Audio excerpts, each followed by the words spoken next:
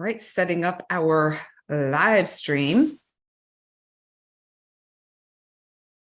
Just waiting for it to connect. So some folks may see us. Let's see. Mute. Okay, I just want to double check that everything is good to go over there. Sometimes it does these weird glitchy things, so I just want to make sure that we're actually live. That's nice. As we are intended to be. And yes, okay. Awesome. Awesome. Great. Okay. Welcome everybody to this slightly out of sync cosmic chat. Amalia, Natalio, and Madelaine Parker joining you for a talk about the Cancer new moon, which is happening on Monday, July 17th at 2:32 p.m. Eastern. And Madelaine and I were talking before going live, and she was sharing how this is going to be a pretty wild ride for us. There's a lot going on. I was this week, because we're on this kind of odd Friday versus our typical Sunday afternoon, wanted to just tune into the feeling of this new moon, the vibe of it, because Cancer is a water sign. It has to do with emotions. It connects to home, to mother. It's ruled by the moon. Cancer is a very deeply emotional sign. And, but I also want you to remember that Cancer is the glyph, or the symbol for Cancer, is a sea crab. And a crab, for those of you who have had any encounter with a crab, whether on a dinner plate or at the beach, summertime and all, that it's got this hard outer shell and the soft inside. And most Cancerians are like that. They, on the outside of them, they act all tough, but on the inside, there's really this mushy, gushy part of them that really just wants to connect with people and wants to feel like they're a part of something and feel at home and there's a fear of being hurt oftentimes.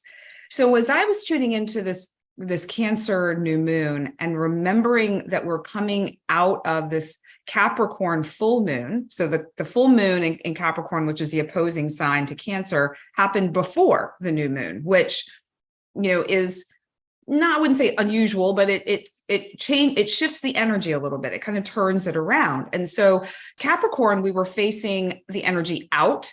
Capricorn has to do with how you engage with others, how you appear to the world. It's your 10th house career type energy, and how you are perceived by others. Where Cancer is more the inner world. It's how you engage with your inner world and your ancestry, your lineage, all those that came before you and all those that will come after you. And so as I was really feeling into this new moon, it's what was potentially highlighted for you during the Capricorn full moon, where you might be focusing too much energy outside of yourself.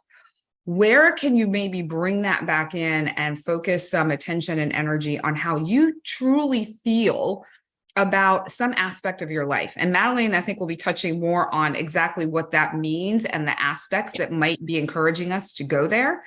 And how does this translate into maybe your ancestry or your lineage or the outside world coloring your path forward? So maybe you are someone who is really interested in the esoteric. You're really interested in energy and how nature is a part, such an integral part of our lives, and how we can follow the cycles of nature. But you were raised Catholic, where there's a no to that sort of energy, where it's really about following the church. It's about following certain guidelines, certain structures within the Bible. And you really want to explore something else. Your heart and your soul are pulling you towards that.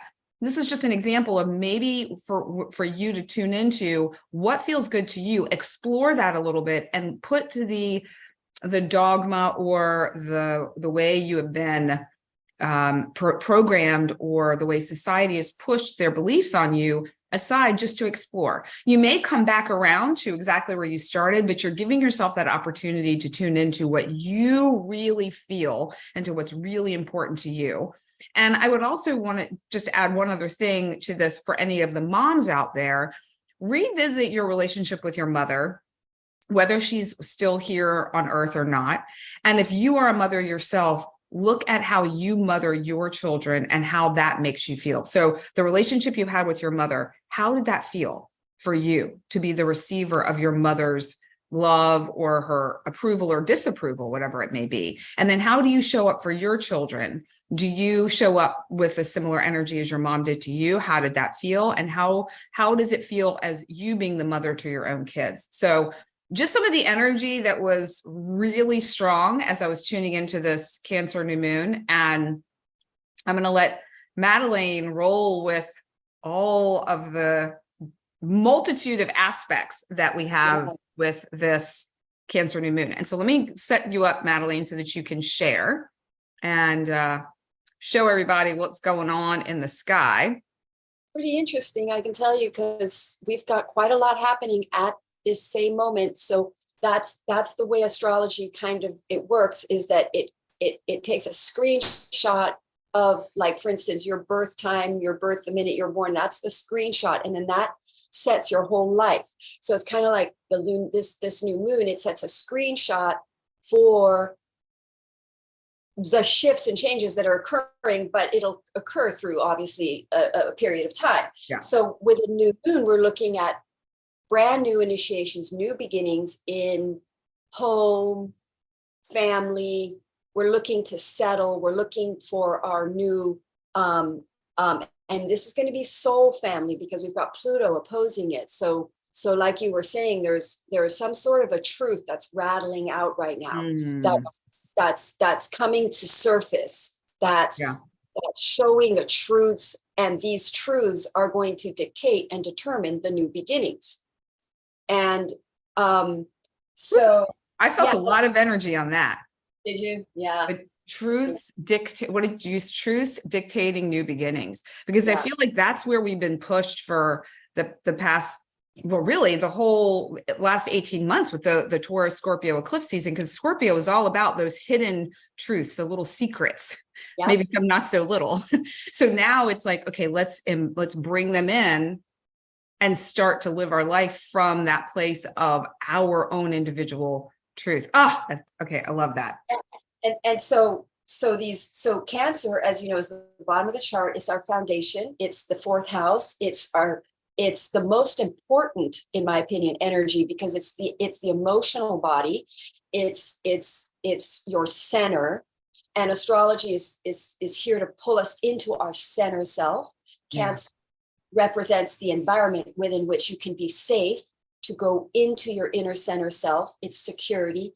It's the Chariot card in tarot has the big armor on it. It's the pause. It's non-action. It's receiving energy. So what we're looking at is there's an intuitive response to creating a new setup, a new family security, as a result of having cleared karma that put us in the wrong situations. So now we're really facing, and a lot of people that I'm working with right now are really looking at intense karma, and it's like these things have popped back up again, and people are like, gosh, I thought I dealt with this, I thought I was over this, why is it coming back up? It's people are getting triggered into acting. You have a choice. We've talked about this before. You have a choice now. Do you continue your karmic patterns here? Do you change your karmic patterns and create more emotional security? Because if you get off the karmic wheel, you're actually creating security for yourself. You're actually creating what the Cancer energy truly is seeking, which is a permanent stability that creates safety, which then enables expansion to then grow from and creates that stable, safe center. So this is a cardinal new moon. Cardinals are initiating energies. They are new beginnings. It is the angular houses. These are the lunations that you see major shifts in. People are taking initiative. People are, not to mention we've got the nodes going into Aries, which everybody's feeling right now ready, but you're going to see this is it's 0 degrees. Oh, I have to, am I sharing? You're not. Not share. Okay, so there is the North Node at 0 degrees Taurus. It's wild that this new moon is happening right as the node shift. I mean, really, honestly, of course, everybody's chart is they're going to feel these impacts and changes stronger than others, depending on your placements in your chart. But on the whole, the entire world is going to see some kind of major power shift, power struggle shift with the powers that be, the Capricorn energies. Because we've got the new moon in Cancer, which is family, opposing the Capricorn Pluto, which is, we're getting a lot of stuff coming out in the media, and a lot of corruption is becoming seen. So what do we do now? We have a new emphasis. We're waking up to a new emphasis on non-Capricorn, non-karma. How are we as a collective supporting this karmic, shall we say, unpurity, non-good of the corruption that we're seeing coming out right now? These are the truths that are coming out. So how is that shaping the psyche of our collective? What's happening is we're waking up to how we have, in some level, created or played in the game of this karma, because we're collectively clearing our karmic contribution to this problem, which is an unbalanced world, with the Pluto in Capricorn showing us the corruption that causes the unbalanced world that is not heart, that is not Cancer, which is empathic, home, mother, nurturing is kind of the opposite, right? So what's happening is we have a collective karma which bred and aligned with the corruption that we weren't aware of, right? We're now becoming very aware of it. And now what happens is we become awakened to our part in it, because if ever there's perpetrator victim, the victim is co-creator of that dynamic. So the collective of America and the world is waking up to our karmic patterns that somehow support the grand karma.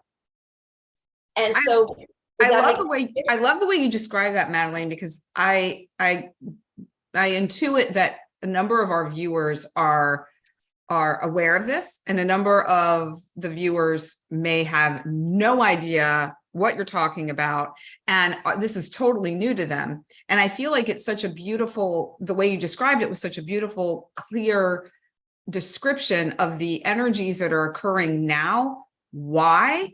And the bottom line is, if you think about any situation that might be happening in your life, like we just bring it down to a very macro level, micro level. When you look at yourself and just think of a relationship that you might have that you are in conflict with another person. If you really now look at it from the micro and you look down at that micro situation from the macro, from the bigger picture, you will likely begin to see right now how you contributed to that conflict in your life. And when you can see that, then you can remedy the situation. In Vedic astrology, for every conflict or every tense energy within your experience, there is a remedy for it. There's a pathway through. And so I feel like this is such an awesome way to describe the individual struggle that somebody might have, and how that relates to the bigger picture that we all contributed to, that we're all part of now, and how we can move through it and make a difference, like remedy whatever that is in our lives. So I can't wait to hear more about that. So I just wanted to thank you for that description. It was awesome. Well, you've segued the conversation in a great angle, because that is exactly right. We are going to, there's a medicine here, which is higher consciousness. The reason we have contributed to our own karmic cycle is created by lack of consciousness, by lack of awareness. So we're waking up. The country is becoming aware. The whole world is becoming aware now of the oppression, or the powers that be not being so good for us, as it were. We fed them. We gave them that. We went, okay, you're the boss. You run everything. Oh, okay, you'll run everything. If there's a problem, you guys, the government's going to take care of that problem. Like, we just have this almost apathetic attitude to the government. Well, we're going to wake up now. Nodes moving into Aries, people are motivated and driven to create the changes. Release the passiveness of Libra on the South Node. And I'm not at all saying we're going to get violent or aggressive, but that could happen. There could be some sort of, with the nodes moving to Aries, it is kind of a war energy. So I'm praying that that's not what happens. But what is happening is there is and Chiron is there too, which creates a lot of empowered energies. So we're waking up to where our power is, as a collective against this. And I'll tell you exactly what the medicine is. I had a client come in here a couple of days ago, man, engineer, says, I can't hear God. Why don't I hear God? And I go, according to your chart, you're a busy wizzy. You like to be busy all the time. You know? And I said, God is in the silence. God is in the quiet. You hear him. It's a whisper. It's a quiet whisper. And you got to go still. So what we've been doing as a collective is we haven't been listening to the divine. And because he's hearing a lot of bad stuff going on, he's saying, well, there is no God. And I'm saying God is in our consciousness. We activate God through our conscious awareness of bringing in divine consciousness and awareness. And so collectively, we have lost a sense of higher consciousness. So these corruptions can breed it.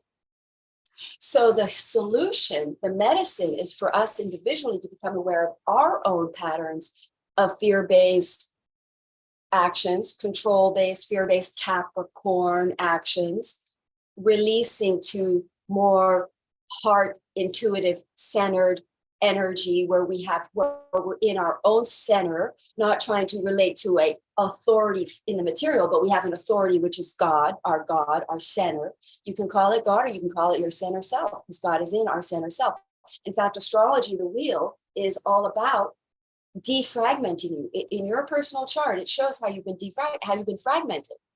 The chart is trying to pull you back into wholeness, the whole of who I am, the whole of who we are. So as a collective, it's playing out, and individually it's playing out.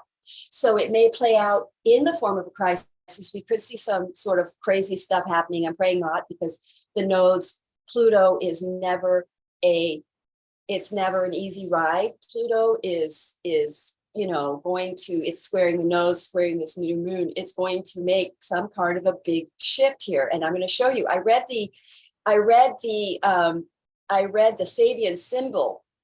It's very interesting, because Sabian symbol is a woman or somebody who wrote channeled images for each of the degrees in each of the signs. So for Cancer, 24 to 25 degrees, listen to this. Because it's at about this lunation is 24:30, I think, right? So right in the middle. So we're going to go towards 24 to 25 degrees. A willful man is overshadowed by a descent of superpower. Wow. I mean, isn't that wacko doodle? So what does that mean? Read that one more time, Madelaine. A willful man, our ego head, our self-will, creates karma, by the way. You're going against divine will, your soul's will.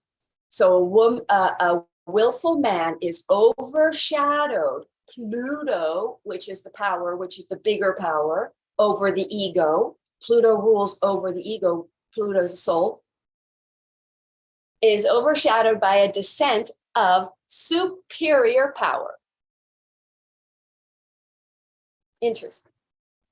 And so if we wanted to translate that for people with what you were saying, it's that basically the parts of us that are clutching onto this vision that we are like, this is the way it has to be, is now being overshadowed by the descent of, and the way I'm kind of reading this, the descent of all the powers that have put their will on us, and now making way for a higher power to emerge in order to guide us through. Because as individuals, that's what 11 means. 11, it's the house of astrology. It's the age of Aquarius. People no longer in authority. There's no longer an authority over the people. There's no authority other than God. My own authority is my higher self, my God. And that's what 11 means. People in alignment with divine, which is your chart, your astrology chart, means you know who you are, means you know what you're here for. You're aligning to what you're here for.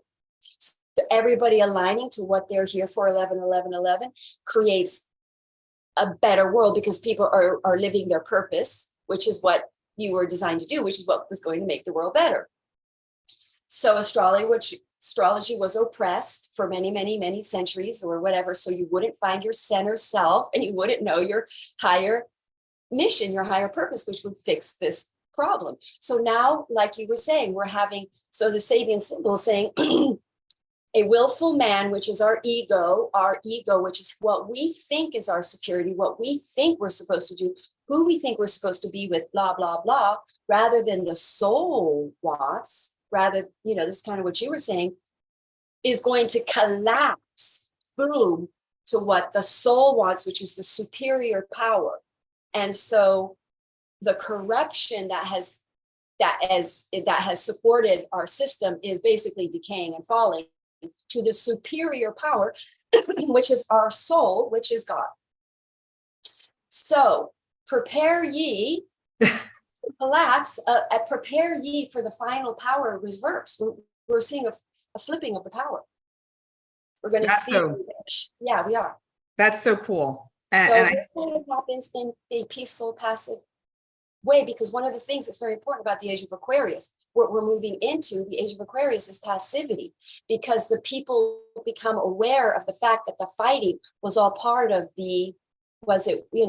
corruption or the power, that we're being manipulated into fighting. So we're waking up that that's a lie. It's a lie.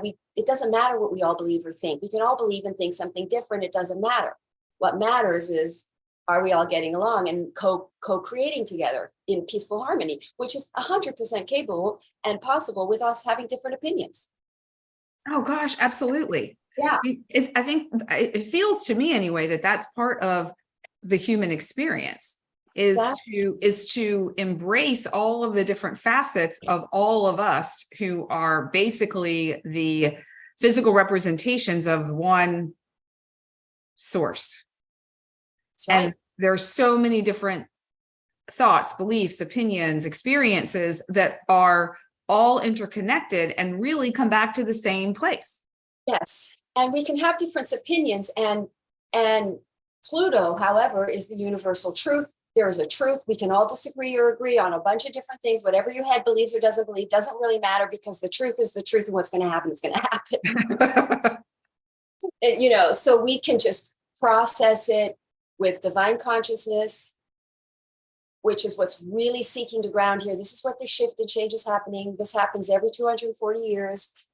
Pluto hits this point and creates a social revolution where the people step into power. They wake up and they become aware of their own powers of materialization, their powers of co-creating in the world and creating the change that we all think the government's supposed to do, and we're mad at the government for not doing it. Yeah. So we're stepping into a collective power. The nodes moving into Aries, this new moon in the sign of opposing Pluto. We're no longer playing the karmic cycle. We're getting off the karmic wheel, however messy that's going to look, because a lot of people get stuck in karmic loops just to keep the peace. That's why Libra in the South Node in Libra is keeping the peace. We're letting that go. We're no longer seeking to just create the peace. We're looking to fix it. Libra, initiate, make the changes, do what needs to be done. Mm-hmm. Courage, zero fear, taking initiatives, people feeling very energized for the next 18 months,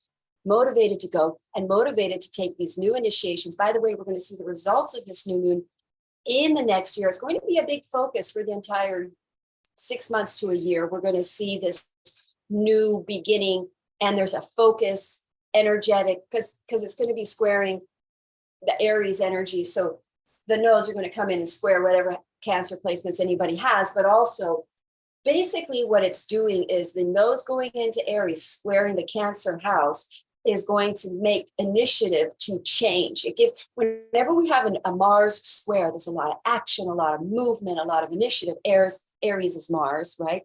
So and it's in a cardinal sign. So these 18 months are going to be the 18 months that we see people take very significant actions to totally and utterly shift and change their lives, and which will then play out in the macro. And We've got some help with this lunation sextiling Jupiter, kind of wide, really, because it's at Uranus. It's actually, sorry, I take that back. It's sextiling Uranus, and it's causing a square to, well, the Venus is about, Saturn, this is the toughie here, is the Saturn opposing Mars, which happens, and then the moon's going to come in after this full new moon and just going to come in and hit that spot. So for the couple days after the new moon, actually on the day of, because it happens at midday on July 17th, my time, around 1:40 p.m. Pacific Standard. So the moon is going to then move into meeting into this opposition with Saturn. And that'll happen about 2.5 days later. So about 3 to 4 days, we're going to see this sort of malefic energy play out.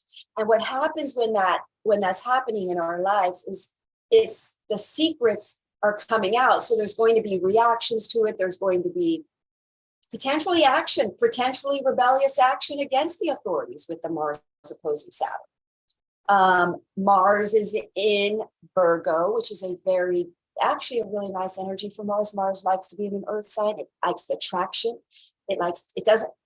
Mars in air is too fast, moves too quickly, can't really create much to see. it just like explodes off air and fire. But Mars in the dirt on the ground creates traction. It's like the wheels with big spikes on it. It can actually go somewhere like that. And so with it, it's kind of in a good position. Saturn in Pisces is not so strong. It's a little bit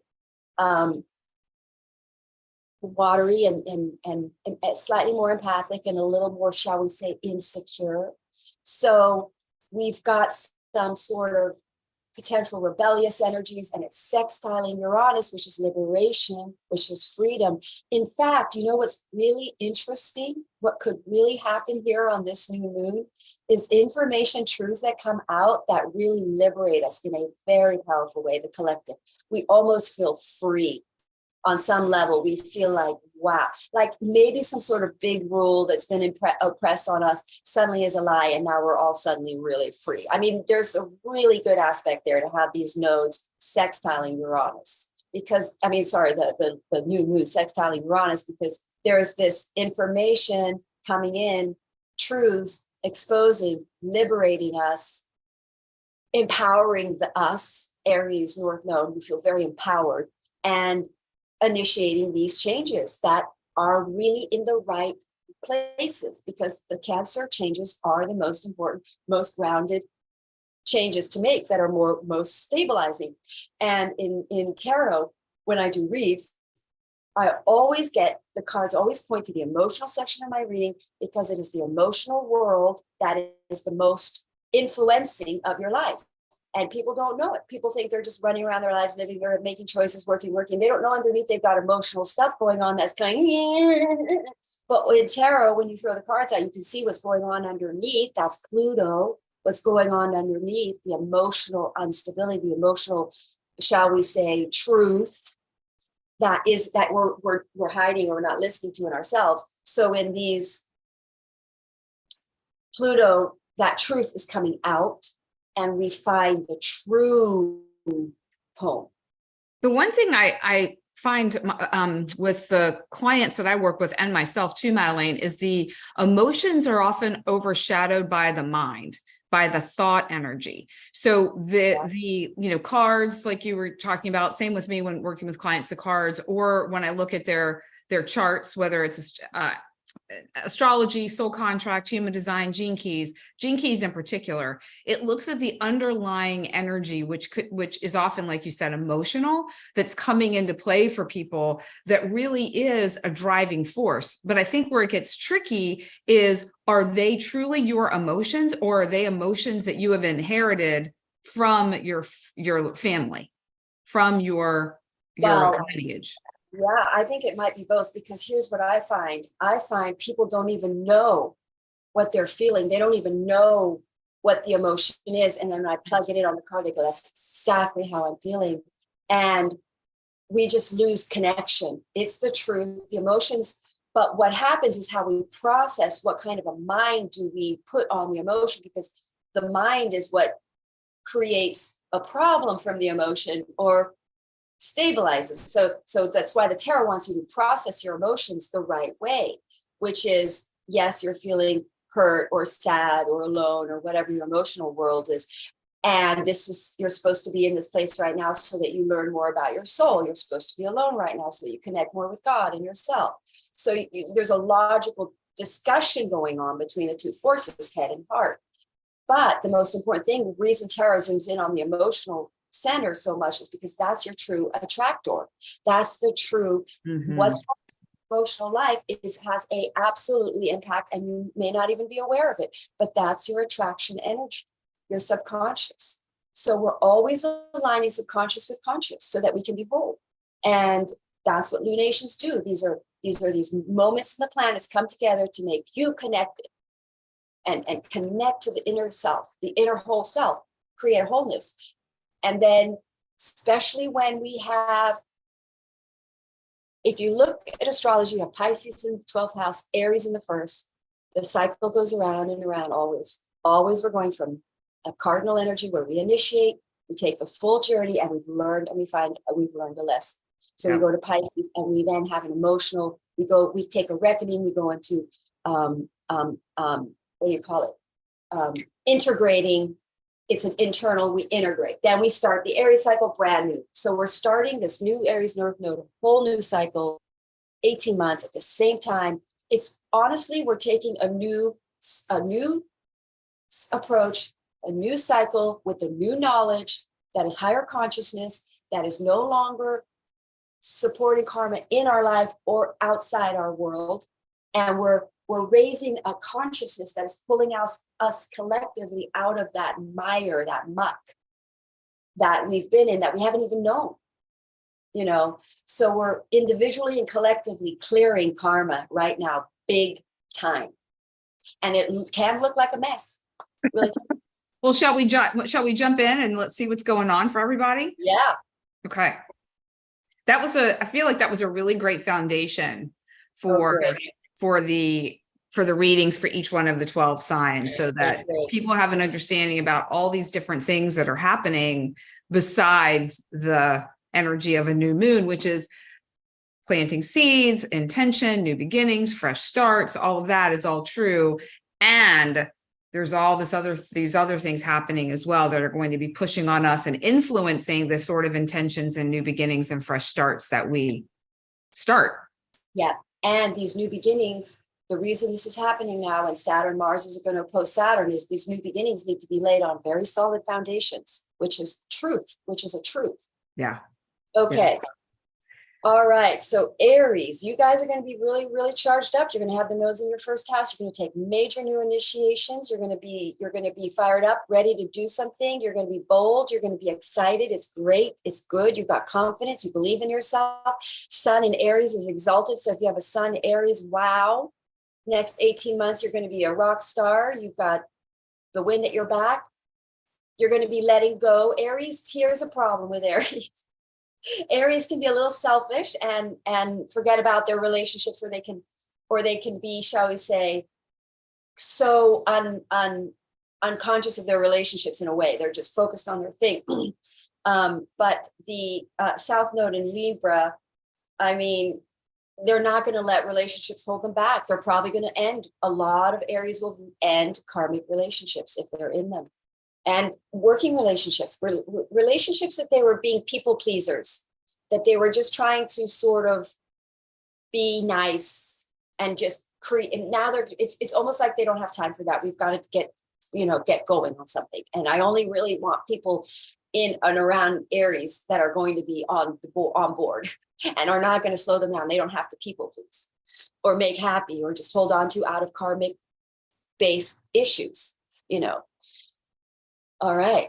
And so what shall we look at for Aries? You have Cancer over your 4th house. So this is a new moon in your career, Aries. So you're going to have this whole, and having the new moon in your 4th house, and then you're going to have, it's over 10th and 4th, which is family life versus career life, sort of, but because Cancer is over your Aries is over your 10th house, it's going to be a new beginning in it can actually mean you get married because it's changing your status up there in the 10th house, but it can literally mean becoming a new beginning in a home building operation, building a home, settling a new family, building a new family. You've cleared karma because you have no, they don't have Capricorn over their fourth. Wait. Aries have, what do they have over their fourth? They have Cancer over their fourth, and they have Capricorn over their 10th. So they're really focusing on a new home, on a new environment, on a new family, mother issues coming up to be healed and cleared, new beginnings and a new emotion, because Aries are going to need a very strong, they have Cancer over their fourth. They need a very strong emotional, this is a new beginning for Aries where they create a very stable emotional world so they can go out in the world. Become the person that the Aries energy was. They were born to be Aries. This is it. Yeah. If you were Aries and you were born to be an Aries, this is your time. And you're going to create a lot of stability at the same time, because if you're Aries, you ought to know, if you're Aries and you're not in full ego mind and you're not in your ego mind and you're listening to your soul, your root, your grounding is your anchor, is your fourth house, is Cancer. So Cancer is our grounding, is our fourth. The better, the more stable our emotional center is, our family life, our home world is, the better we are in the rest of the world. The better we are, the stronger we are out in the world, the more of a force we are in the world. So Aries is going to step up, taking new initiations, potentially building new families, new homes, new houses, creating a lot of stability. So go ahead. Okay. I was like, you were on a roll there. I felt like you were just going with it. I feel like this card, this is the silk floss. Mm-hmm. And what strikes me as I'm holding this up to the camera is it's like these very drastic delineations between the pink and then the yellow of the flower. And that kind of reminds me of what you were talking about energetically speaking of between Cancer and Capricorn for Aries. The energies of the two. One is very like home focused. The other one is very work focused, and it's balancing the two. This activates confidence, which Aries typically don't have an issue with. But when it comes to their ability to be confident in their choices in their home life, so that they can step out into their work life in a powerful way, and to bring a little bit more of their confidence and their shininess to their emotional connections within their home, within their family. They have that ability to connect with their families. But I feel like with Aries, sometimes they can be distracted by the outer world because they want to show off. They want to show off a little bit. It's not like Leo exactly, but there is this go-getter quality to Aries. And this is a reminder for them, be comfortable in your own skin, because I think Aries, that's a big lesson for them in general, being comfortable in your own skin. This also has to do with self-expression. And sometimes this will dissolve feeling out of your element, the silk floss, and they might feel a little out of their element in their home world. That might be uncomfortable for them to dive into that. So this is a perfect time to get comfortable with that, because the stronger your family life is, like you were saying, Madelaine, the better everything else will be. It's such a foundation for all of us. I mean, I know for me personally, when my first marriage was falling apart and I was very untethered, nothing else in my life was working because I did not have any solid ground to stand on. Yep. And this is what we're doing. Wreck. If we're an emotional wreck, everything outside of us is going to be a wreck. Yes. Yeah, absolutely. Well, I want to do you a drawing here. So here's interesting. My pen is kind of light. You can't see it, but I'm going to show you something about this new moon. This diagram should really clear it up. See, there's Mars. I tried it in red, but it wasn't very good. Okay, so I'm doing these I've been meditating on the symbols. I really love it, just because symbols are universal language. You should be able to understand a symbol, and it says something whether you've been educated on it or not. Okay. Yeah. So here's what you were talking about with Aries and Mars. And this is a powerful energy because Pluto is a co-ruler. Mars and Pluto rule Scorpio Well, Mars ruled Scorpio until we discovered Pluto. So there's co-rulership. So there's this relationship between Mars and Pluto, right? They're malefics and they're higher octave of each other. So Mars, so the image itself is the answer. It shows you the medicine. Because what happens with Mars is it gets too in the head. It's Mars rules the head. Aries rules the head. So they're very in their head. And that's strategizers, they're go-getters, it's that energy. So the shadow aspect is all head.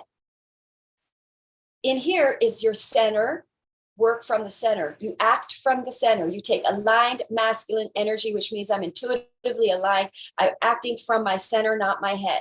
So this is acting from the center, boom. So what we're looking at right now is, because of these nodes squaring Pluto, which is changing our destiny to what is in our center soul truth. We're aligning with the center. And so that's the positive. We're taking positive action that's aligned with the head, the heart, not the head. So I'm hearing people asking in I don't know where I would call this in the how do I access my center? And here's one simple technique that I do that is my go-to, is I literally put my left hand over my heart center, my right hand over my left hand. Your left hand is your feminine receiving side, the right hand is your masculine action side. But I find that when I put my left hand over my heart center to receive and the right is protecting, the right is holding, then guess what? Then after I tune in, I'm tuning into my heart, I am calming my breathing, I'm setting an intention to allow my breath and my heart to come in sync, which is really allowing you to sink into your body, into your essence. And then asking yourself some questions, what do I need to know right now? What message do you have for me? And the you can be God, could be source, could be your higher self, could be the divine, whatever that power, that energy, that informational place is for you. And trust whatever comes through. You might think your mind's playing tricks on you, but just trust it. Then when you remove your right hand, guess what? Your right hand, and just taking your hand off, is already taking action on an energetic level. And then your right hand can rest and continue to receive. And when I do that, I find that there is this beautiful synergy that begins to happen without me having to do anything. And just playing with that and trusting whatever messages comes through is literally bringing you into your center within 60 seconds, 2 minutes. Tops. And the more you do it, the faster it happens. There's Venus. Stop. Like, that's the message. No action. Receive. Yeah. So in astrology and tarot, the messages are always act, pause, act, pause. It's actually really pause, guide your action, pause, don't act, pause, act, don't act, pause, act. So yeah, you take because Pluto, if anybody tries to go ego, self-will right now, really strong, because remember that Sabian symbol was about the will, our ego, our self-will. If we go too heady on this and too strong-willed and rigid-minded, you're going to go against Pluto and the nodes. I don't think it's going to work out. Yeah. I think why work against the energy? The reason we do these cosmic chats is to help ourselves and all of you that listen and tune in to work with the energy. So that are very powerful.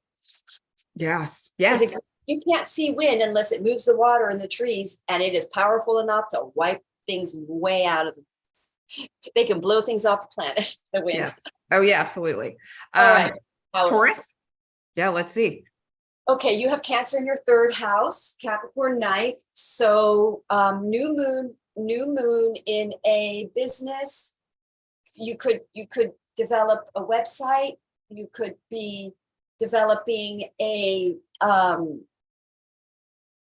but with this Cancer energy over your 3rd house, there's an intuitive. In fact, what you're probably going to wake up to, because Taurans are quite intuitive. One of the things that's going to happen in this big shift that we're talking about with this Pluto shift is we're going to learn more the importance of spirituality and spiritual power in our lives, and practices, and connecting with the center self. And in Taurus, with this, that's kind of what that is. Cancer over the third house. And third house can sometimes be your mind, is what you think, you're processing. And so there's sort of a new beginning, a new awareness of the way that you've been thinking, a way that you've been communicating, and you're starting to align more with communicating from a center of truth. And you might start getting some intuitive ideas, or working from home, or starting a business, or working on your email, a website, or starting an online business that you can do from home. That's very secure feeling for you. You feel very, very safe there. But also communication opens up for you, because this is a communication house. So somehow you find an emotional center in your home life that enables you to step forward into the world with some sort of ideas, or writing, or it could just be that you have a new way of thinking and feeling, that you're going to start approaching life from a new, more intuitive, connected to a higher self way. And you now connect to a new way of working, or a new website, or idea, or business, small business, that is very stabilizing, very secure, very family. Or you could get into an argument with families, and you hash out some sort of an issue that's in your family, and you hash it all out, because it's this Pluto coming out. So this arguments, things could come out that are then now cleared, and the emotional issues are now cleared. Okay, card. I want to know the card. I forget, Aries for you guys is over your 12th house. A lot of work, soul diving, more little introspective time. You could be traveling long distance country, but for the next 18 months, you're going to do some deep soul searching, and feeling very confident and very bold about it, and sort of like, I don't care if you guys mind, but I'm being alone right now. That kind of an energy. Go ahead. Okay. So this card confused me when it came out, and I was like, okay, I'm not sure how this fits in. So when you look at this is a nectarine blossom. And when I look at the card, it feels very sweet and soft and light and lively, and it activates sweetness. And I was thinking, how does this relate to what you were saying? Because third and ninth are not really attributed to sweetness. And it also talks about feeling aggressive or uncomfortable. Well, as we think about the Cancerian energy and the Capricorn energy, if you think about the Cancerian energy, there is a sweetness to that energy. And then you were talking about the activations that we have here, where there could be some aggression, or there could be some conflict that allows us to deal with some of these things once and for all. I think this is just a reminder of, underneath that conflict, there is a sweetness. And there may be a sweetness that we don't see, because perhaps we're caught in a conflict, and we need to lean into that sweetness that exists. And the message is also, you're among friends. So we may see some family members as enemies. We may see some people outside of our world as enemies, and they're really not.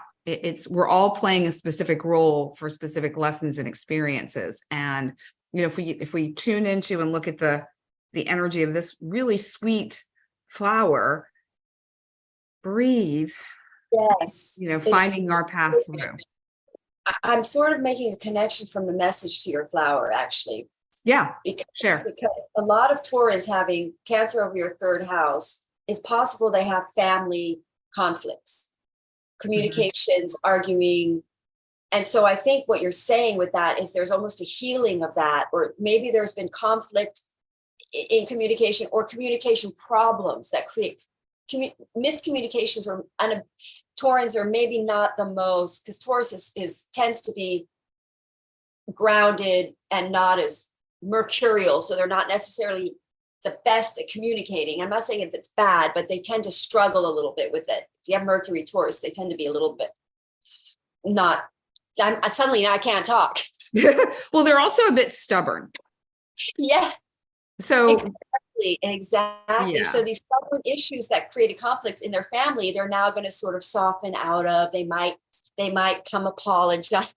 Yes. Yeah. And just maybe a change in their perspective, recognizing there's more to what they were experiencing than they thought. Which So then unifies their whole, puts them more into wholeness, which then puts their family more in wholeness around them, or their siblings, because third house is also siblings. So hang in there, you can do it. You can do it. all right. Gemini. Gemini, you guys have this Cancer in your second house of financing. Interesting. And then you guys are going to have Aries over your 10th house. So I'm sorry, Gemini. Whoops, that's me. I have Aries over my 10th house. I'm so excited about that. All right. So Gemini, I know. Gemini have Cancer over their second. So it's a new beginnings in a financially related way. Maybe they invest in property, maybe they buy a new property, but also the second house can be a talent. They possess a talent or something that they own or possess, or properties or real estate or value, or Gemini wake up to their own value. They start to value, they start to take care of themselves better. They start to see that they are their temple. They start to love themselves more, treat their bodies more. And then that's going to play out better in their financing. The second house is money. Also, they could also really start to want to make money in a way that's more family oriented, that helps the family stay together. Maybe if they were always traveling, Gemini, because they did have quite a bit traveling there with Aquarius, with that, the eclipse cycles were in the fixed signs. So it impacted all the fixed houses. So that would have been their traveling house. So maybe they stopped traveling, and maybe they're going to put more time and energy into their family, less time into their work. Maybe they're going to cultivate more resources from a property. Maybe they start farming their land and they create food, or they hire someone, or they start leasing out their land, and they're making money and creating food. Cancer can be a farming energy, by the way. A lot of people might start planting and growing their own gardens and creating their own nourishment and food from the home. It's like Cancer in Taurus is it's very abundant to have Cancer over Taurus. It's like watering the dirt, So really the Gemini are waking up to an emotional stability, creating a better way to create income and finances, either using their own talents, using their property, real estate, but that creates a more harmonious family environment that's more family oriented. And Aries over their Gemini have Aries over their 11th house. So at the same time, they're going to be quite go-getters out in the world, new tribes coming in, meeting a lot of people. I just had finished the nodes in my 11th house. I met a whole bunch of new people. A whole new tribes come into my life. So new tribe, new people that are really in alignment with this new home. You almost stop making friends with people that are not around your home. Like you stop people that you have to travel to see. You start making friends with people that are just more in your environment. That kind of an energy. Gemini are going home. Well, and I love the gardenia for Gemini. This is one of my favorite flowers. They're just so pretty.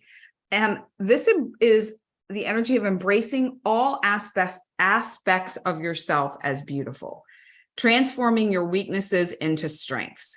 And I love that for Gemini too. And it's a shift in their perception. Geminis are always like looking at two things, they're the twins, they're dual minded. So it's shifting. Beautiful. Yeah. It's shifting your perception, but then you're beginning to embrace it. You're creating the foundation now. Oh, okay. I get it. I'm beginning to see the beauty in this situation in my life. And being able to see the shadow side, we talked about Capricorn in the 8th, the shadow side, the secretive side, as a beautiful part of the whole experience. So it's maybe integrating the dual mindedness, bringing it together. Yeah, the second house would be a very grounding energy. You're right. It's very calming, grounding, stabilizing. Yes. This would be a new way of earning money that is more holistic for you, more whole body, more whole self. Mm-hmm. And bringing your family is what you need, Gemini. They're so mercurial. They're so in their minds. They're changing their minds. I have Gemini friends. I have a lot of Gemini friends. They're always changing their minds. Yeah, that's so true, which drives a lot of people crazy. You can. Yeah, I'm used to it. So I'm just like, I'm water. So I just flow back and forth with them. Well, with all the fire in my chart, it can be a bit much for me. Like, Yeah. okay, stick with the plan. This is Yeah. what we said we were doing. Yeah. Yeah. My MC is water Pisces. So I have to flow with, the more flow I am, like everything just flows better. It's interesting. I'm like moving away from the Virgo energy, but anyway, all right, not to get distracted by all I that. know. Anyway, All right, Cancer. so now we're moving on. Cancer. Oh, wow, you guys. Oh my gosh. So that full moon that you just had, Cancers, at 11 degrees, 18, all the Cancers I know changed their images. They all changed the way they look. They all started wearing cowboy hats, or I cut my bangs. You know, I totally like, well, I have Venus over my second house. That's another story. But Cancers are really loving on themselves right now. They're into themselves. They're getting a little more narcissistic, which is healthy. To have a little bit of narcissism is healthy, which just I think I'm special. So Cancer have really matured into that's because what's happening. I'll explain what's happening for Cancer. They have Venus and Mars, they've had it in their second house, which means they're falling in love with their own value. They're seeing their value. That's why that card was really great for Gemini, because they have this new moon in their second house, which is about your values, how you value yourself. Do you see your worth? So Cancers have been on this journey to really see they've got Venus and Mars over their second house. So they're falling in love with themselves. They're focused on themselves, making themselves more beautiful, their environment, spending a little money, trying not to. Because we're preparing for the nodes hitting our 10th house. It's the top of our chart. It's our career. We're going to skip step career, boom, up. Things are going to go great for Cancer in their career. Very motivated. I remember the last time I had the nodes in my 10th house, I ran an art gallery with a group of friends because the nodes were in the 11th house first. Then I went to the 10th house. So this new tribe I met when the nodes were in my 11th house, we then went into a whole career project together. It went very, very well. 18 months out, I stopped it. We ran a gallery. Actually, it was more 2.5 years, but it fizzled out. And then the nodes went into my 9th house, and all I wanted to do was travel. So anyway, the point being that Cancer are going to get a nice boost in their careers. They're going to feel very good about themselves. They had these lunations. They had that full moon in the center of their chart, shifting their identity. And now they're their new beginnings, initiating home, family life. Cancer is going to start settling down. They're going to find their home, which is yay. They're shifting their living environment because they're going to have the South Node in their 4th house. So they're going to let go of a living situation, or they're going to let go of focusing or spending so much time at home, more time at work. That's what happened with me when I had my nose in the 10th house. I ran a gallery. My kids had to come to the gallery to do their homework. So it was like we left home and just kind of hung out at the gallery all the time. It was fun. That was a good kind of a change in the pace, as it were. And then you're going to let go of an emphasis on it's a dichotomy to have this new moon in the Cancer sign at the same time that we're letting go of a home thing. So it's most likely Cancers are resettling and starting new families, starting new environmental, new living situations, new relationships. They're ending. They might sell properties. What else? With the new moon in your 1st house? Well, again, it's a whole new version of you, with Aries stepping with the node stepping into your 10th house. Also, you've got Pluto opposing your 1st house. So you're becoming your authentic self. You've cleared a lot of codependency. Capricorn have been on 20 years of codependency clearing. Cancer. So we're really at the tail end of that. So Cancer are really kind of brand new people. You're a brand new person. Cleared your karma over your 7th house. You're out of it. You might be going. I have a lot of clients that are Cancer repeating a little bit of these karmic patterns. I'm on there going, get off the karmic wheel. You can do it. You can do it. And we're getting off that karma wheel. And whenever you clear a whole layer of karma, you raise it's like a ball goes up out of the water. You've raised your vibrations. You've come up a whole new level. So Cancer are coming up a whole new level. They're going to step out into the world as leaders now for the next. Cancers are kind of going to run things for the next 18 months, guys. And you want it that way because Cancers are awesome. They're some of the most empathic, softest, kind people. So. And why are you saying Cancers are going to be running things? Because they're going to have the Aries and Cancers are going to lead in the next cardinals. And again, it can be wherever you have Cancer in your chart, because for Cancer, they're going to have the nodes in their 10th house, which makes them the boss. I see. Okay. His Gotcha. 10th house is the boss. And kind of, I mean, I wasn't the boss of the gallery, but I sort of led the whole thing. You're going to be leaders. You're standing forward. You're the one with the ideas, the vision, the oomph, the what do you call it? That willpower to go forward and do it. You're going to lead the group. So I love this card for this energy. We have the navel orange blossom, and the message is it's good to be alive. It's a very inspirational, encouraging kind of energy. It's very engaging, being very engaged with life, with themselves, with the community, which I think ties into what you were saying about being leaders. What else? There's a playfulness to this as well, a little bit of a sexual energy, and sexual energy too is the creation force. It's the driver of all things. It's life-giving. So that's a beneficial energy to have when you are the ones kind of running the show, like you were describing, Madelaine. So navel orange blossom for Cancer. Nice. And if I think about that Sabian symbol, so Cancer are now out of their self-will in relationships, and that created a power struggle in their relationships. So now the true love, the true divine, superior love is coming into their lives too, pretty much across the board. So yeah, just wanted to throw that little tidbit in there. Little love. We're all gonna want to hear that. Yeah. All right. Leo. I got to find my chart. Where'd it go? Okay, there it goes. Okay, so Leo, awesome Leos, you guys have Aries over your 9th, so potential traveling. And then you've got Cancer, Leos, over your 12th. So this could be big time travel for Leo, because the 12th house is long distance travel. And then Aries over their 9th, again, is a travel house, or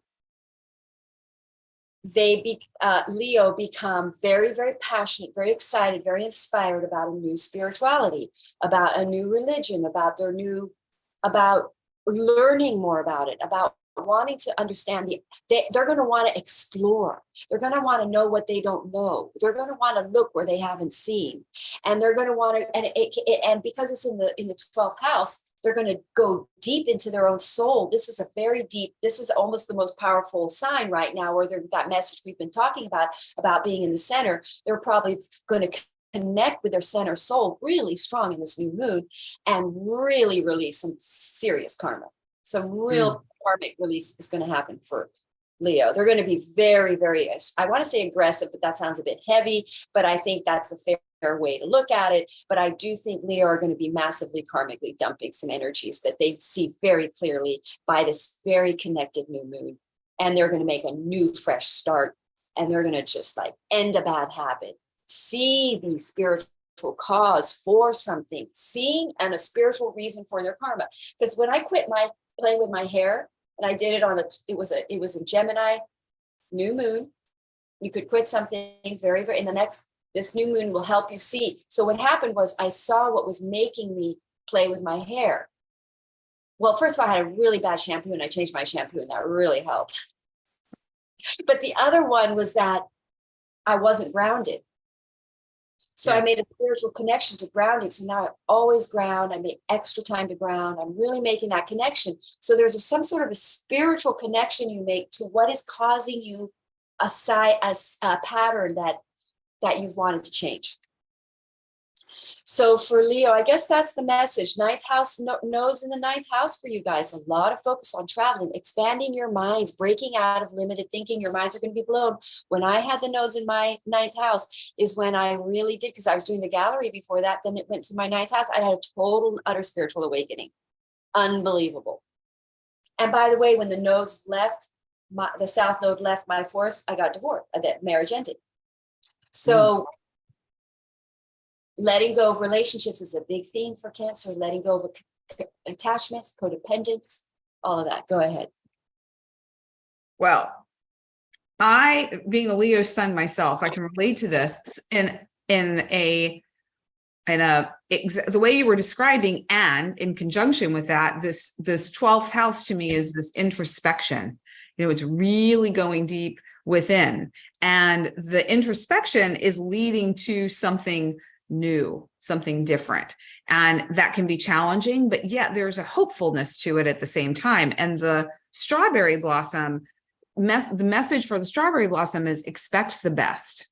So even though things might seem like letting go of relationships or releasing serious karma, to use your words, Madelaine, I don't know, that doesn't necessarily feel like an easy thing to do, but I don't think the new moon is necessarily easy in the 12th house, but it is fabulous who you become afterwards. Go ahead. exactly, which is why I feel like this card is just that little nod saying, okay, you might be we're feeling that Cancerian energy, that emotional emphasis is there. It's okay, because on the other side of that are so many blessings. So it's also about the openness to growth and the openness to opportunities. And so I feel like for the Leos out there, that's a really great reminder, because Leos are big and bold, and, you know, I feel like we draw opportunities to us. Yes, we can be loud. Yes. Hence my excitement here as I'm talking. You know, but there is that sense of, okay, letting go of some of these things or making way for something new, and opportunities will come your way. It's a growth point. Sometimes growth doesn't feel comfortable, but it's okay, because there's something beautiful on the other side of that. So strawberry blossom for Leo. That's fabulous, because Leos are so it almost feels to me like Leos are here to get out of their, I mean, this sounds corny, but get out of your own way. But the thing that's in the Leo's way is karma. It's in all of our way. But with the 12th house is the house of karma. So it's like, it's underlined stronger. This whole theme that we're talking throughout the whole thing, put a big bark under stronger for Leo. Oh boy. But here's something that's really important to say to everybody, that, and I'm seeing one as 1111 where I am. I can't believe I'm saying this. If you're out of alignment, it's harder. And the reason it's harder is because it's hard, so it throws you into alignment. Yeah. So that's what you have to think. If you go through, so even as a collective, if we go through a crisis, it's because this has been out of alignment. So we're going to go through something that looks challenging and difficult, even in our personal life, but it's because we've been out of alignment in that area. So we're going to align. Okay. Well, and I feel like that's a great reminder for everyone all the time, is that anytime something is feeling activating or challenging, you might be out of alignment, or it might be your perception of it is out of alignment too. Because just because something feels like uncomfortable or awkward does not necessarily mean it's bad, or it's not the right thing for you. It's like your perception of it may need to shift, or you might actually need to take a different action. So you really have to, well, you don't have to do anything. What would be great is if you were able to understand the language of your own body, understand the language of your soul, so that you know what's best for you. Because Madelaine and I can tell you all day long what's happening in the cosmos, what energies we're reading, what flowers would be helpful. But when it comes down to it, you are your own guru, and you know what is best for you. Always, always, always. Yep. So, we have free will. We have free will, so we can choose to do the work, which is really important to understand what the work is, because karma 100% is in our brain. It's how we process, it's what we think.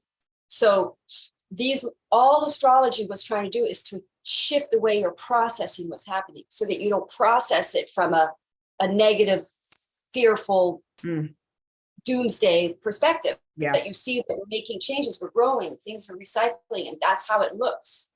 So that's the point of this, so that you stay whole and centered, and the more whole and centered you stay, the more aligned you're going to be with what's going on. And that's what I'm saying. You can either experience the more challenging aspect of this chart, of this transit, or you can actually stare at the chart and say, I'm going to materialize the positive aspect of this transit. And it really does. You become conscious of the positive way through it, then opens that up more for you. And even if you don't understand what the heck you're looking at. So if somebody's watching this video right now, okay, and you're catching the replay, go back to the first, I don't know, 5-7 minutes of this conversation where Madelaine has the chart up, and just take a breath, close your eyes, center yourself. We talked about that earlier too, and look at the chart and just allow it to speak to you energetically. Yep. And play with that. Just see what happens. It might be kind of fun, and share with us in the comments how that goes if you do it, because I always say we learn from one another, and there's always some gem that somebody shares that somebody else needs to hear, and vice versa. And it's really cool and fun. Yes, because the purpose of this is to raise the consciousness of our planet and everybody around us and ourselves. And that is when we are individually empowered to get through these things, because we have awareness. Yeah. So cool. All right. Virgo, what's going on for them? Virgo, you guys have Aries over your 8th. Interesting. We got joint financing, joint partnership coming for the next 18 months for you guys, with Aries over the 8th. Then we have Cancer over your 11th, brand new tribe, brand new beginnings. Could be a group project, or you join a new group, or some kind of a like institution, or like you become part of a network, and you, like, for instance, you start putting your videos on Patreon, and you start a Patreon channel, and now you get lots of money, or clients come in. But it's basically a new beginning involving your tribe, clients, new people. And with Aries over your 8th, I would say that you're going to have wealth, because you're going to have the South Node in your 2nd. You're going to be letting go of one way of making money, or another. You're going to let go of some form of supporting financial support. But don't worry, you're going to get supported by the 8th house, which is other people's money, joint financing, investments, inheritance. You could refinance a property, but somehow you become, shall we say, financially, these are financial triggers, because you've got Libra in your 2nd house. You're going to really let go of something around your financing, or letting go of a contract, a commitment in a job, quitting a job, becoming more independent. Aries is an independent energy. I forgot to throw that out there. So Virgo might take some sort of more risks. 8th house is taking more financial risks, investing in things. I did that when I had the nose in my 8th house. I took a big risk. I invested in a piece of property that was more than I could afford, but I made it through. Because the 8th house, when you have planets in the 8th house, you can go into debt, but there's a secret about it. You want to go into a very logically centered, knowledgeable, you've used your logic. This is a centered debt, not a fearful debt, like an investment, a risk. It will do very, very well for you. So you're going to take initiatives to take risks in finances, and I'm guaranteeing you it will do very well. But again, stay in a logic.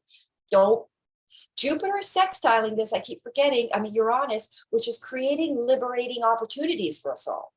These things that are happening that I'm talking about are going to create liberation from areas in our life where we've been stuck. So Virgo is going to feel like their life is expanding through joint financing, through the arena of money. But now also, potentially people could pass away, family members, or there could be things that happen in that department. But again, we're going to trigger our fears in lack of God to God, because 8th house is a devotional house. We become devoted to something that is spiritual, of nature, which again is a broad spectrum.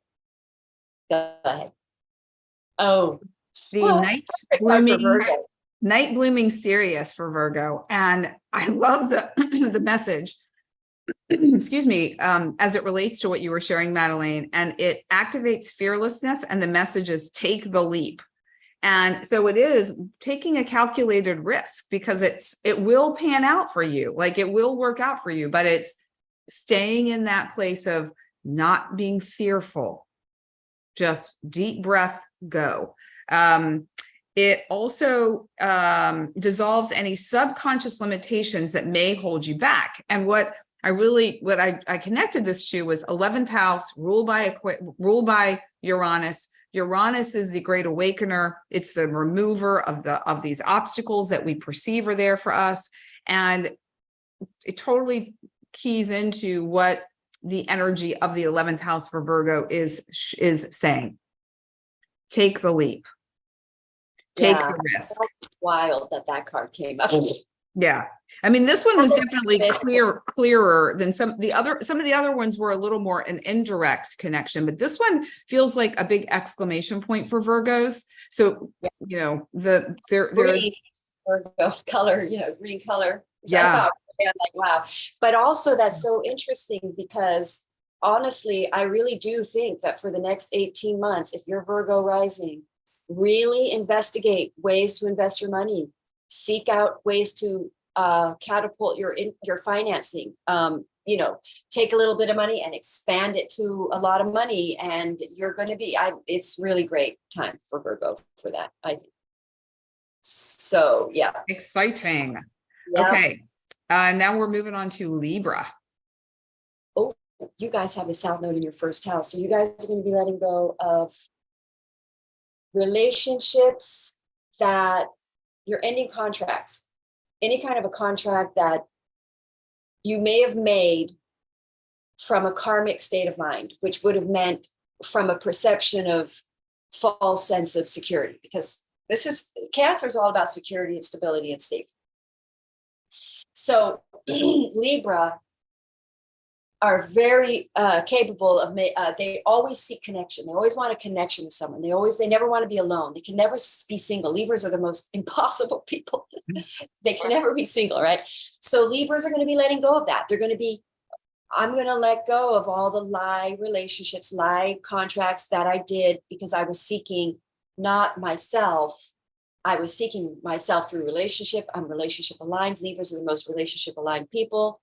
And so they're waking up to aligning more with the self, aligning to the true center, the truth. We've got that Pluto in all of this. The Aries is going to be, the nodes are going to be in your, Libra, the nodes are going to be in your 7th house. So you're going to be very motivated, very driven for joint partnerships in projects, signing contracts. You're going to align with a very powerful relationship that turns into some kind of a contract that becomes, shall we say,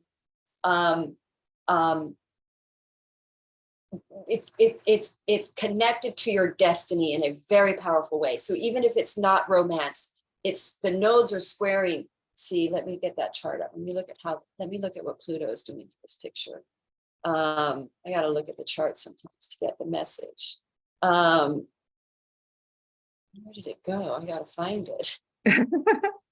So for Libra, you guys are going to have the Capricorn over your 4th house. So you're letting go of false family, false home, false karmic. Libras, because they're always so sort of always wanting in a relationship, they get into these contract situations that are not foundational, emotionally founded, which is heart space founded, because Libras are very heady again. And most of my reads when I do for Libras, I've got to turn them back to their emotional center, the strongest, the most. They really seek to balance their relationships more than their center self. So now we're getting a shift for Libra. They're waking up to the part that they have Aries over their 7th house, which means they got to get out of the headspace for relationships and into the soul relationship. Pluto squaring them. Their ego is going to get rattled here. They're going to see the karmic loop relationships they're making that are not stabilizing their home environment. That's how they're creating karma in their home environment, because they have Capricorn over their 4th house, which literally means I get into relationships for karmic security. Mm. Very similar to Cancer codependent issues, but it's slightly different for Libra. It's not as codependent as it is that they get into locked contracts in situations that are not sustainable because they're not based on emotional truths. They're not based on their center authentic selves. So Libras are going to discover their authentic center self and release the fake self. They're going to be motivated now to go for the relationship because they've connected now with something that's real and true. They're going to be driven to co-manifest in a relationship because they're going to be seventh house's contract, start a business, start a project. You'd have to look at the rest of your chart to decipher the project, but it will be way better. This is the time for Libras to be in their true relationship, in their true doing, because it's going to be related to the nodes, which is mission projects with your mission true mate, twin flames type of energy. Go ahead. Well, so the pomegranate flower for Libras, what I find really interesting about this is this connects with the Monday message card that I had called Me Talks. And the Me Talks card reminded you to take care of yourself, to spend some time loving yourself and removing all of the toxic behaviors, people, relationships from your life. So this is another reminder of that. It's detoxing and re-energizing. And my God, isn't the South Node on your ascendant? I mean, that is, it's like South Node is releasing of toxicities and karma, and perfect. Yeah. So this card, I think, would be great for Libras to screenshot this, buy this flower if you can find it, connect with the energy of it, ask it for guidance and support, because you're probably going to be feeling a little bit of inner tension as you're moving through these changes, because it's not something that you're very comfortable with. You know, you're looking for that external sense of stability and security within the relationship. And this is really reminding you start with yourself first. So yeah, any support, Libras, that you can get, this might be a great one for you. Because actually, I really liked what you just said about the comfort zone. With this North Node in general, we're leaving comfort zone. That's probably the best way to describe it. We are leaving comfort zones. And probably the person who's going to feel that the most is going to be Libra, because they've got the South Node on their ascendant now for year 18 months. So for 18 months, they're letting go of their inauthentic versions of themselves, and they're stepping into a committed partner. Remember that Mars symbol going out, because that's Aries over there. They're now going to work from the center. They're going to find their center person. Yeah, it's a big energy. I mean, just coming through the nodal shifts myself with the Taurus Scorpio that we just went through, it rattles you on, you know, because you're hitting all those all the karmic points with when I had a Scorpio ascendant and a Taurus moon. So I was feeling it all over the place. So you're definitely, I will just warn Aries and Libra, you will feel these nodal shifts. And they might be uncomfortable. Well, they will be uncomfortable. But on the other side of it, there is this, I don't know, it's like you can breathe more deeply. You can open yourself up more widely. And there's a whole new feeling to life, is the only way I can describe it, as moving through that for myself in an awareness, like a conscious awareness of what was happening. You feel like you let go of an inauthentic version of yourself and you became more of an authentic version of yourself? Publicly. I feel like I'm always your authentic self, but I mean, do you feel like more connected to it, more seeing who that is, more in alignment with that, more identified with the center self? I mean, because the South Node on your ascendant would be letting go of an old version of you, like letting go of an old way you were in, like that, like how you are. That makes sense. Yeah, definitely. Because I feel like, you know, there's like, how much do you share, especially as a Scorpio ascendant? You know, there's a lot that we hold in because we just get more comfortable with doing that. Sharing vulnerably is challenging for a Scorpio. And then you have Taurus, where we really want security. So if we have, you know, something that we're going to share vulnerably, oh my gosh, that could rock our security. There's no way we're doing that. So everything is just kind of on lockdown, except for what we want to be revealed.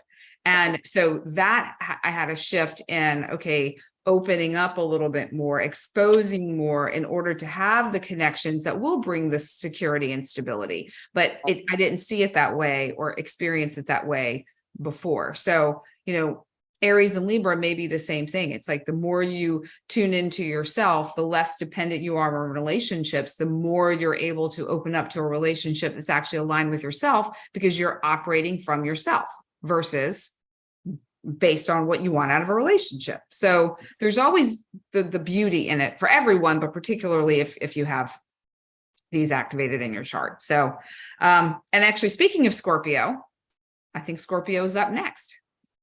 You Scorpio, what are they? The Scorpio. It's an insect, right? Yeah, the stinger. The stinger. I'm like, you stingy folk, you. Yeah. I don't know what to call you guys. Well, it's like if you come in too close, we're gonna sting. Yeah. But the thing that's really powerful about the energy of Scorpio is it doesn't run away from the truth. It's always stays deep connected to the truth. It's the opposite of Libra. Libra runs away from the truth and wants to just be in the headspace and, fantasize a little bit more about their situations that are real. Whereas Scorpio are like in it for real. Like, what's real here? Like, what's the depth? It's Pluto. They're ruled by Pluto. Yeah. Go deep. So, yeah. So you guys have Aries over your 6th house. Interesting. I'm trying to remember when I had the nose transiting my 6th house, health issues come up very strong. You're clearing health karma here. Also, how you treat yourself, how you take care of yourself, what you do on a day-to-day basis. You're going to meet some kind of, it's not the easiest transit, but it will, see, the point of the nose coming into your 6th house is to get you to straighten up and be healthy. But also you could really activate a project, a work thing, because the 6th house is a work thing. So there is new beginnings in taking good care of yourself, health, quitting things, probably quitting a lot of, because you're going to have the eclipses here. So you're going to be quitting stuff. This is when I quit things, when I have the north node in my, well, actually, when I had the nodes in my 6th house, I became aware of some health issues, which I then fixed. And then I quit gluten because it was connected to it. So you are doing a lot of you're shifting your day-to-day habits. You're taking initiatives to change your life on a day-to-day basis for the next 18 months, new habits, spiritual practices. And again, you're going to be a little bit of a leader in this department. You're going to be, by the end of that 18 months, you're very confident about your day-to-day routine and how you're going to become, shall we say, more, because our body is our temple, and you're going to be more honoring yourself, honoring your health, honoring your day-to-day life. It could be also very busy. 6th house can be very busy. It's a Virgo house. You could be very focused on detailed, precise, precision energies around your day-to-day routine. It's a focused energy on a day-to-day level. It's not bad. I like it. Take initiative, being brave and bold to make some big changes in your day-to-day routine. Now, this new moon is hitting your 9th house, which is a spiritual, there was a connection there because the nodes, you're going to have the south node in your 12th house. So you're going to let go of old beliefs, old karma. And then you're going to have a whole brand new belief in this new moon. This new moon is going to activate something that changes your life, makes you healthier. You're going to take care of yourself. You're going to love yourself more. You're going to have a spiritual awakening for the next, well, this is a 6-month cycle. So 6 months to a year, you're going to have a whole new way of seeing the world, which is going to be that you want to center yourself on your emotional health more. You're going to wake up to a new religion or a new belief or new day-to-day practices that centers on what your emotionally sort of, shall we say, beliefs that have thrown you off emotionally that are now going to, shall we say, empower you, a new awakenings. This is an awakening energy, very much. Very awake. Although Scorpio have been so much with these eclipses, I would say they've made the changes from these eclipses into now establishing a new order in their life, because 6th house is about order, establishing order, getting things organized. So it's almost like they've gone through all these 18 months of eclipses, and now they're going to go through another 18 months of stabilizing and integrating the lessons of that eclipse cycle. That would probably be another way to say it, which means their life's changed now. They've developed, they've grown, and they're becoming more healthier, and they're letting go of addictions or something. Somehow their lives become healthier at the end of this 18 months, and also more spiritually awakened around their health, being connected to their soul or their feelings or their emotional world, all of that. Is that clear message? Totally. Yeah, I feel that for myself. And we have the pink magnolia for Scorpios, and the message is take exquisite care of yourself. So I don't think there could be any more alignment there. But the one thing I want to bring to light about this too is it encourages you to value your needs as much as everyone else's, which I feel like that connects with the nodes, with that Libra energy, and making time for yourself, feeling complete, whole, and worthy, which could be a message for everyone, but Scorpios in particular, I feel like they need that reminder that they are. Out of that. Yeah.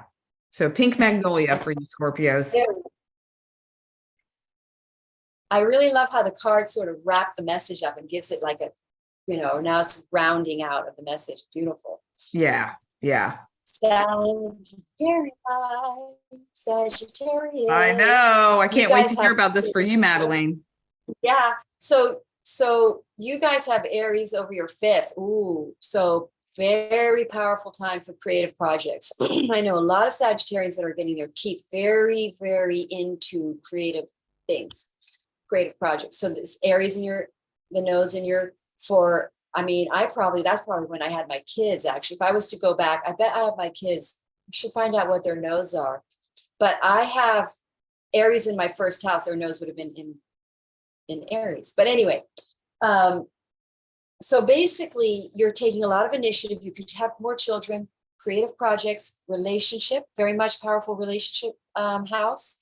Acting, you could step up and become confident. And if you're an actress, Sagittarians they have their MCs in, wait, where is it? What is the Sagittarius MC? Let me get this right. The 10th house is Virgo or Libra MC. So Saggies are fired up here because they've cleared their karma in their 2nd house, because they've had Pluto in their 2nd house. It's releasing fears and financing and taking more creative risks and not seeking so much financial security. So they're stepping forward into creative frenzy, creative energy for the next 18 months. And then this new moon is hitting in their 8th house of Cancer. So there is potentially some sort of financial creative financing project going on for Sagittarians. They either get loaned to do it, they either are given money to do it from some sort of they could get an inheritance, or they could get a windfall from a financial investment, and they put that money into a creative project. It will absolutely be successful. It will absolutely be abundant. And it is a powerful, shall we say, I want to use the word mudra, but I don't know why, but there's something about Cancer over the 8th house with this, because the 8th house can be that karma house, but it's kind of like that Pluto house as well. So it's kind of like and Saggies have karma over their money house. So they're waking up to their true security in financing and money, which is to be of creative service, to be, in other words, to shift your priorities to being creative and expanding rather than financial security or financial planning. In other words, Sagittarius are going to play. They're going to have more fun. They're going to take more risks. They're going to go for it. They're not going to be so, shall we say, conservative about their money and not, because Sagittarius can spend too much and then they're going, So there's sort of a karmic loop in that's going to be cleared, which is going to be around a balanced, shall we say, confidence in the devotion of your work and your creative project is what's going to create your security. And so Saggies are going to be in a creative frenzy for about 18 months. And then this new moon is some sort of joint financing, bringing someone together where you join your finances. You could get married, you could get into a relationship. Those are very strong relationship houses, 8th and 4th. And 2nd, is a Venus house. So what do you got there? So we have the red hibiscus. I mean, this is, to me, when this card came out, it was like, bam, fire, Sag. It is so fired up. And it's fired up with a fresh perspective, hope, and relief. I feel like Sagittarians too, not like Capricorns with as much as they went through, but Sagittarians too have had a little bit of a rough go. And it's the sense of a new start. So like you were saying, Madelaine, a sense of a new start when it comes to creative projects, it's hope. It's the sense of, okay, I feel this momentum. I feel this fire. I feel ready to do it. And there's an emotional connection to it too. Like I feel like a sense of relief, a sense of hope. This creative project is going to be, or this partnership is going to be, partnership meaning money coming through some sort of a partner, a marital partner, that will help you, that will align you with what it is that you're looking to achieve. In fact, I know a couple Cancers who their readings do suggest a very wealthy partner coming in very soon. So this could very well be the moment that they have their their partner coming through here. Yeah. These are very powerful relationship houses for Sagittarius. So a lot of Sagittarius, I know I've also been single for a long time. So you're clearing that lower density. See, having Capricorn over your second house is going to be self-esteem issues that have to be cleared up prior to being in your divine partnership, because you have to have total self-love before you can align with your true person. So Sagittarians are clearing lower density issues, because if you have Capricorn over your second house, there's a little bit of a connection between my finances and my wealth. Like if I'm not rich, am I respected? Am I valuable? If I'm not financially successful, does anybody respect me? So that's a karmic loop, which means I'm putting karmic energy into my earning life. Yeah. And so Sagis are now releasing that, saying, no, who cares what you think of me and my money? I'm releasing that. I already failed. Usually when you have karmic issues, you're going to experience the fear of that karma, and it comes true and you're fine with it. And you end up, it clears it. So now you're like, I'm going devotional. I'm throwing my energy into a creative project. God's going to have to support me. But also there's a good chance with a new moon in your eighth house that there is a financial support, some sort of financial assistance comes in, or a financial windfall. Pluto being there once, because it's over the Capricorn house. Once you release whatever you chart, you release your karma. Saturn is hard and malefic. Saturn is part of that energy, but what happens is it gives you a present. So when Pluto pulls out of this house, you're going to have a big gift, because you will have cleared that karma, which means you've lifted your vibrational frequency around that house. So you get the next step. So it's good money. This is a good money thing for yeah, I would think it's very good. All right, Capricorn. Speaking of, so you guys have Pluto on your, again, deep karmic issues coming back up. And I know a Capricorn who's playing out their karma because they don't take care of themselves and they drink a lot. So they're clearing some karmic health issues. They've been going through a lot of health issues. Pluto left Capricorn, went into Aquarius. It all was good. Came back. They had to go back to hospital over this health issue. Now they're going to have to meet their reckoning. They're going to have to change their habits. Capricorn, you're going to have to take you're going to see it one more time, and it's hurt. It's almost like Pluto goes out of it so you can get a break from these lessons. Then it comes back and you're like, whoa, it's really loud and clear. And you're like, that's done. So Capricorns are really wrapping up a deep karmic dumping, which is absolutely elevating them. And they have Aries. I think they have Aries over their fourth. So they're going to be very busy in the next. It's interesting because when I was married to my husband, I was more involved in my gallery stuff, but in the fourth, he had the Aries over the fourth, and we were reconstructing our house. We were working a lot in the house. So Capricorn, with Aries over your fourth, you're going to be putting a lot of energy into your home situation. You're going to be renovating it, moving, restructuring entirely your living home for the next 18 months, creating a new place of living, really. Actually, probably stabilizing your home situation, very much so. For the next 18 months, being motivated to find your stable situation, and also potentially working from home. Also just being more home centered. Okay, so then that Capricorn, you're going to have this Cancers in your seventh house. So you've got a new moon in a relationship. New moon relationship, moving in together. Contracting, a new contract involved with a relationship. Libra is going to be your 10th house. You may let go of a career. You may retire. You may let go of a job. You let go of contracts.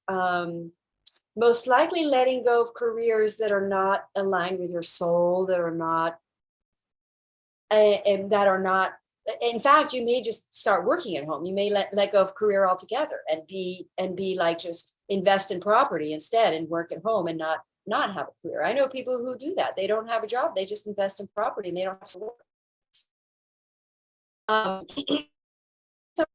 It could be a new contracted relationships, a marriage partnership, and then you create a new foundational home, a new family. What'd you get? So it's interesting because I felt like this card was really tricky, and the red clover for Capricorn. I feel like this relates more towards Pluto being in Capricorn again and the impact that it's having. And it has to do with empathy and really feeling into the fierce compassion they have within themselves and for others and for what's going on in their life, and reminding themselves that they're invincible, that they've been through a lot, that they can move through this as well. And that the changes that are happening in their world, whether it's home or partnership, which are two big ones. I mean, those are big karmic areas of a person's chart. It's all okay. You know, it's all showing up for you, moving through that. It's time to have fierce compassion for yourself amidst any chaos that you might be feeling. So red clover. So, and it's softer. Yeah, that's an energy we can put on everybody. This is a settling down energy. Mm-hmm. Yeah. All right. So that actually felt like a lot, didn't it? I don't know. Something with that. Which one? The Sagittarius or the Capricorn one? The Capricorn, yeah. Something about that one. Yeah. Okay. Aquarius. All right, Aquarians, you guys, you have Capricorn in your 12th house. So you have really been, this is the last little chapter for you where you really are going to become aware of any out of alignment mental. I work with Aquarians quite a bit, and they're wonderful, fabulous people, but it's almost like they feel so far away from their sometimes. I don't know what it is. They're very bright, interesting, and they're very open, and they love the world, but almost they don't know something deep inside of them, or some kind of and it could be about relationships because they have Cancer is over their 6th. This is a new moon. That wouldn't be a relationship house. Why am I saying that? They have Capricorn over their 12th. So basically they're shifting out of ego up. And when I say ego, they're not very egotistical. The Aquarians are very open-minded, but when it comes down to the truth or their soul stuff, there's a little bit of a, what's the word I want to say? A controlling as to what people see about them. They tend to be sort of detached, detached energy. So they're very detached. So with this new energy, and they're very good at that, but with this new energy, the true soul comes loud out and basically it could show up in a health in the new moon in your health. So it's almost like this is a spiritual shift in your day-to-day energy, brand new beginnings in your 6th house. You're going to start taking better care of yourself again, similar energy, but with Aries Aries is going to be in your 3rd house. So, which means Libra is in your 9th. So you're letting go of old rigid beliefs, old rigid thinking. That's exactly what I'm saying. So Aquarians are opening up their minds from a soul perspective, not just a mental argumentative thing, not just from debating from the mind and da. We're getting the mind now connecting with a truth that's in the soul. We're letting go of indoctrinated false beliefs, things that people told us, and we're going in and deeper and finding what is our own true, real spiritual belief. And then they're going to have Aries, and they're going to have the nodes in their 3rd house. So they're going to open up to a more open-minded, learning more things, understanding more things, potentially starting a writing projects or internet or website or small business. that is now founded on their new soul understanding of a new belief that is more true, universally true. They're going to understand a universal truth.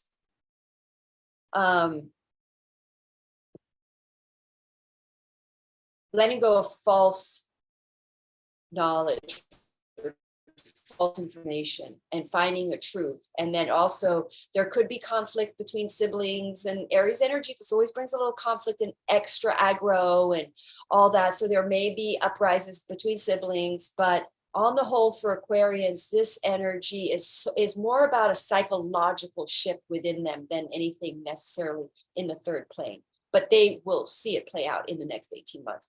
But the new beginnings for you guys is in the 6th house, which is new day-to-day, new busyness, potentially new work, because it's third, we got Aries there. So it's potentially a new business that makes you very busy, but also you're going to be taking care of yourself. Focus. Go ahead. I find that Aquarians are the kind of folks who are they do their own thing and they do it their own way, but they don't necessarily, not all of them necessarily want to. Like they really do want to fit in and belong and feel like they're part of the tribe. You know, it's 11th house. It's all about the tribe. It's about your community. It's about fitting in some respects. But they also were in conflict a bit sometimes with wanting to, they're pioneering new things. They have these ideas. They're ruled by Uranus. It's very, higher mind and thinking so outside the box. And the date palm flower for Aquarians is the freedom, the feeling of the freedom from extremes. And the message is shift the paradigm. So shift your perspective. And a lot of what you were talking about, the balance between linear and nonlinear thinking in terms of your path forward, in terms of how your day-to-day unfolds, that 6th house energy. It may be like, okay, all of your group, they get up and they run 5 miles every morning, where you really don't want to start your day like that. For you, your day starts with meditation, journaling, creating something, art, writing. You want to do it a different way, but you also want to be part of that group, but you've got this mind that wants to do something different. So it's really just, I think for Aquarians, it's embracing where you are now, embracing what you need, and shifting the thoughts you've had around yourself and around your day-to-day life and around how you engage with the world. Yes, and this lunation is all about becoming whole, because it's in Cancer, so becoming in our center, going home. And for the Aquarian, I think they have to come home to their soul and not to their, their mind, like you were saying. And because they can be so open-minded, there's so much information, and this is a very liberating. They are ruled by Uranus, so this, and the sextile is Uranus, so this is liberating everybody, but on some very big level, it's really liberating Aquarians to their soul's truth. Yeah. Not being open-minded, but not being rigid-minded, but what is the real truth of you? Yeah, that's a big one. Big one. Okay, rounding it out with Pisces. Pisces, Aries in your 2nd house. Awesome. You've got Saturn in your 1st and Aries in your 2nd. Oh my gosh, you guys, what is going to happen to Pisces rising? You guys are, okay. The Pisces are also the boss. They're also the boss. They got Saturn in their 1st. They're kind of stepping up to being the boss right now. And I do know a few Pisces that they're feeling confident. They're taking responsibilities. They're maturing quite a bit. I've seen it happening. And they're becoming leaders, and they're becoming in charge, and they're taking charge of their finances. Aries in the 2nd house. They have a talent. All Pisces are gifted artists. Aries over the 2nd house, they have confidence and boldness and believing in their talent, becoming very connected to a gift they have, knowing that it can make them a lot of money. This is fire out of let's go, let's make this money, let's be killer here. And but again, this is why this could be a very auspicious time for America, because when the nodes are squaring Pluto, which is the planet of riches as well, when we get over some sort of fear, we become more abundant and the riches open up. So this could be a very financially, very abundant period for Pisces. Now Cancer is over the 5th. So relationships, creative projects, a new creative project coming in that is going to make them boatloads of money, good money. I love how Pisces have struggled to get here. Pisces have struggled to get to here. This is like great energy for Pisces. They have Capricorn over their 11th. They've done a lot of karmic clearing over friendship groups, tribes. So now they know who their true authentic people are, who their true tribe are by now. They may have gone back because Pluto went back and some issues popped up, karmic issues popped up, and I saw it happen to my son. And then now they're going to clear out. You're going to see the repeat cycle that you do that causes these karmic patterns. You're going to let them go. You've got Libra over your 8th. You're going to let go of a debt or let go of borrowing money or let go. You're no longer going to be, you're going to be earning your own money. You're not going to be supported by anybody. Pisces are going to be their mega earners right now. Very mature, very grown up, taking things into their hands, going for it. Not because Pisces is a very passive, non-doing action. It's the 12th house. It's the non-action. Aries is super duper action. So it's like, you know, kind of an extreme situation here, extreme opposite situation. But I think it's fabulous. I'm happy for this. My son is rising Pisces, and he is very much, he's on his Saturn return too. So he is very much stepping into this energy, very, very abundant right now, doing very well. And Cancer over this new moon, and a creative relationship. Pisces could get into a relationship if you're single. A friendship turns into a relationship. You meet a new friend that you take on a creative project with. In fact, my son, who is Pisces, has in the last new moon there, full moon, he did a very well paying project that he's been working with a group of friends, has started to do very well. So, you know, more of that theme for Pisces. Creative projects with relationships. You could get pregnant, have children, new moon, decide to have a child. And that's a metaphor as well. That could be a creative project, joint creative project with a friend or group or spouse, your person. So Pisces are absolutely on fire right now. Now, the Saturn on your ascendant can sometimes be a repressive, oppressive energy. So you're not necessarily a partier. You're not right now. You're really focused and serious and a little bit of a boring person for Pisces because their attention is on work. I can hardly get through to my son right now. It's like, he's like, sorry, mom, I'm in the studio or whatever. So it's like, there's your Pisces for the next 18 months. Oh boy. Sorry, I can't talk right now. I'm busy. Anyway, so Pisces are basically, this is a great time for Pisces. Now, they are super sensitive. So some of these upsets that are occurring, that could occur in the world, or whatever, the Pluto, the node squaring, and this karmic issue, they're going to be letting go because they've got Libra in their, where is Libra? In their 8th house. So they're letting go of toxic attachments to security-based financing type, maybe borrowing money or being in debt or something. And now they're letting that go and they're becoming big earners. They'll pay off a bunch of debts. And my son owes me a little bit of money, not a lot, but he'll probably pay me back. And then actually he did pay me back recently a bit too. So we're looking at this shifting in their financial situations to earners on a talent, because Pisces are talent. So it's, and the 2nd house is a possession or something you own. It could be, let's say you own a house or land, you could then farm it and you make food and you make money off that food, or you have a talent, or you were left some valuable things and you sell them, you make a lot of money off of them. But basically it's about value, or you become very confident, you wake up to your value, you believe in yourself, and you sell your own talents with pure confidence.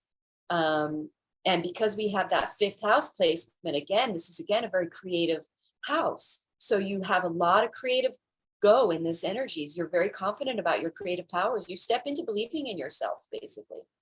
And that karma you're letting go of is the low self-esteem of what people think of you. The karma Pisces are clearing ascendant is what people think of them, not who they present on the outside world as being a source of their security, thinking that that's what makes them secure. And it's not. It's being your true authentic self in your true center that makes you secure in this world. And that's Cancer. So Cancer, so they're going to they're going to align with their true, authentic relationships, creative projects, and they're going to have a lot of fire, get up and go to make a lot of money. So if you know Pisces right now, make friends with them because they're going to be rich. That's funny. So I'm kidding. Yeah. The card for Pisces, the flower is the rhododendron. Activates compassion, and the message is be kind to yourself. And this feels so connected to the Cancerian energy of this moon. I feel like kind of what you were saying too, how Pisces can be hard on themselves, and it can be a self-deprecating sort of sign in a way. And this magnifies understanding and compassion for yourself. It magnifies motherly love, warmth, and protection. So Pisces may be leaning into their moms a bit during this moon cycle, that Cancerian moon mother connection. And it also magnifies. Say that one more time. I didn't mean to interrupt. What trying to get hold of my son. You said they're going to pay attention to mom. And I said, I've been trying to call my son all week. Well, maybe he'll call you. Yeah. Yes. Yes, I know. Hey, trust me, I have the same issue with my Aries son in particular. He's a tough one to nail down. But yeah, so the rhododendron, I think, it feels like a really beautiful card for Pisces, and and call your mom. Aries too. Call your mom. That was perfect for Pisces. Perfect. Yeah. So, I mean, we've definitely got some wild energy, wild experiences for the next couple of weeks. All manageable, all doable, all for the highest and best good of all, as always. But just, I would highly recommend that everyone go back and rewatch this for your particular signs, your sun, your moon, and your rising.